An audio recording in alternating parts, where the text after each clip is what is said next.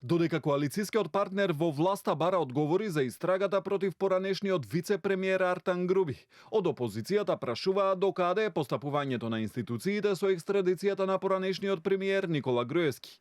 Од Влем порачуваат дека случајот Груби не смее да заврши во фиок и да се повтори во, како што велат, нов пазар на политичкото подземје. Случајот со Артан Груби се одолговлекува додека граѓаните чекаат одговор. Човекот кој со години беше живата архива на ДУИ, човекот што знае каде се подписите, договорите, пазарите и аферите на старата власт, се уште не се соочува со институционален епилог. Затоа прашањето што само по себе се наметнува е кој го одолговлекува овој случај. Кој има интерес Артан Груби да молчи, кој се плаши од тоа што може да открие архивата на ДУИ. Во овој случај не може да се заобиколи ниту името на Ислам Абази. Нови детали за обвинителската истрага против поранешниот вице-премиер Груби нема. Тој е осомничен во предметот државна лотарија, а пред 3 месеци се појави на граничниот премин Блаце по повеќе од 1 година бегство.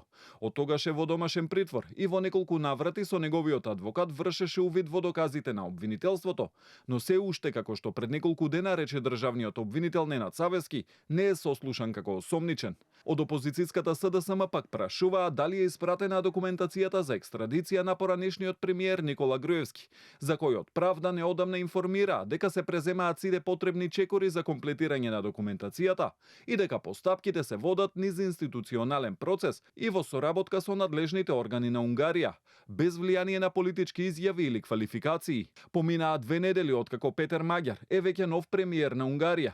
Што се случува со документите? Кога ќе бидат испратени?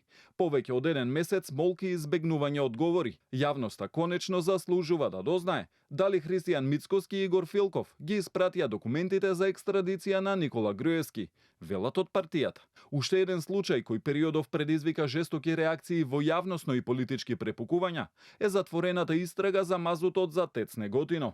Обвинителството за гонење на организиран криминал и корупција случајот го затвори со образложение дека не била утврдена штета, а ЕСМ пак тврди дека предметната обвинителка Катерина Коларевиќ погрешно ги утврдила фактите врз основа на искази на нерелевантни лица. Говорејќи во контекст на борбата против корупцијата, премиерот Христијан Мицкоски вчера од Охрид упати остри критики за бавноста на правосудниот систем и порача дека неговото трпение е при крај. Денес тие се најгласните критичари на власта и пресоблечени измамници кои се најзагрижени за тоа дека немало правда.